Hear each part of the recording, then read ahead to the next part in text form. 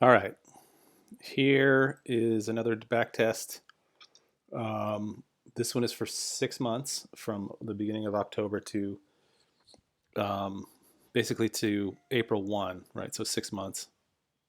This is on a channel called Forex Factory Trading. And like a lot of these other sort of pretender kind of what I'm assuming is an aggregator, a signals aggregator. I don't think that this is affiliated with Forex Factory.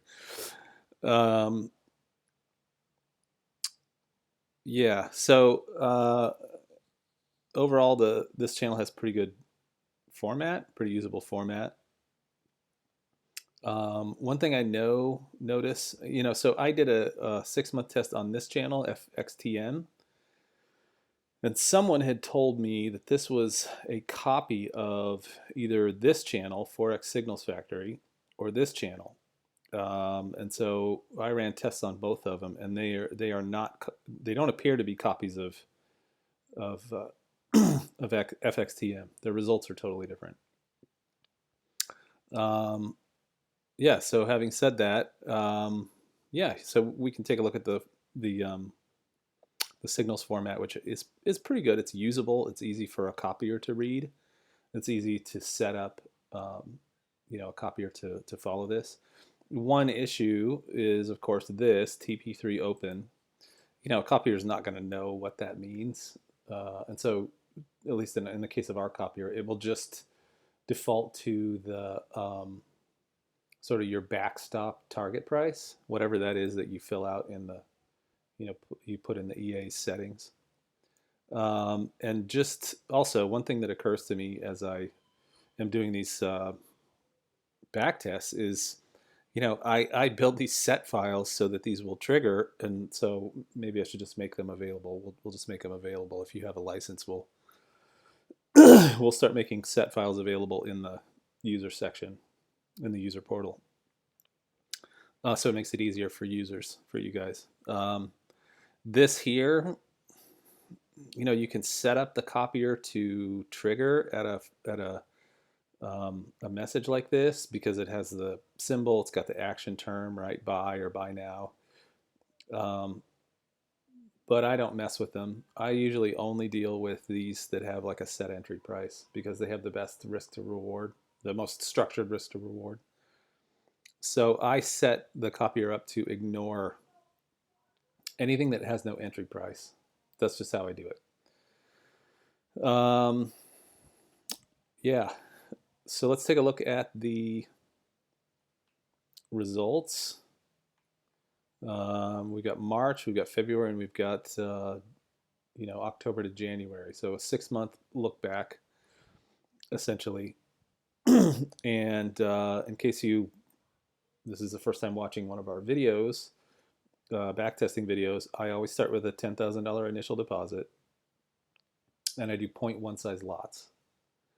And I don't really make any adjustments to, like if it's got multiple target prices, you can set the percentage of risk for each target price. So maybe you've got a 0.1 size lot and you want to do 30% risk on target price one and 50% risk on target price two, right? And so what it'll do is it will basically take that 0.1 size lot and it will, give you 30% of that here, 50% here, and so on. I don't ever mess with that. I just do 100% all the way. So that's how I build the test. So we can see for the month of March, this did about 4%, $406. Um, and here's our equity curve. It's a little choppy, but we've got growth, right? We can see the entries by hours, weekdays, by month of March, of course. Um, yeah, our statistical scattering of wins and losses, our scatter plot, right? So losses tend to aggregate down here. Wins are skewed this way. A lot of gold, some currency pairs. So yeah, let's take a look at February.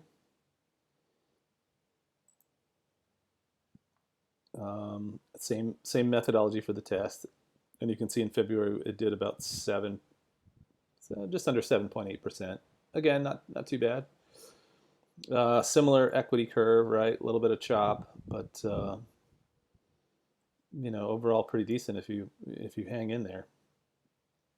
Entries by hours. Looks like we primarily focus on Europe with a little bit of Asia and a little bit of U.S. morning session, which suggests to me that maybe this guy's located in Europe, somewhere in Europe, or at least somewhere with a similar time zone to maybe Frankfurt, like Africa, or somewhere in the Middle East. Again, here's our scatter plot, kind of similar to the last test. And for this month, looks like we really kind of focused heavily on currencies, at least initially. So yeah, $776. And then for the period of October 1st to February 1st, you can see it did about $5,361. Here's our equity curve for that period. Similar entries by market session.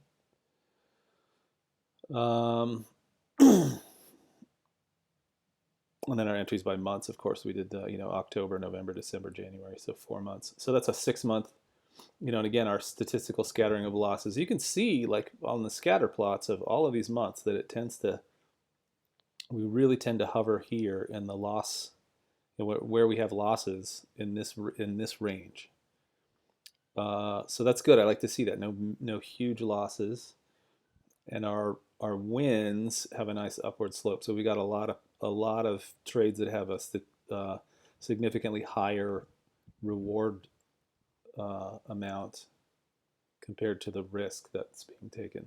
So that's a good thing. Yeah, a lot of gold during this period. So anyway, yeah, for that 6-month period, 5,361 for October to January,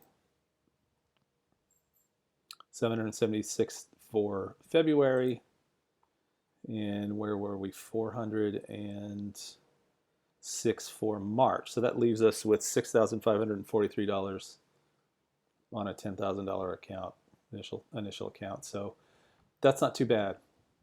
65%, almost 66%, 65.5%.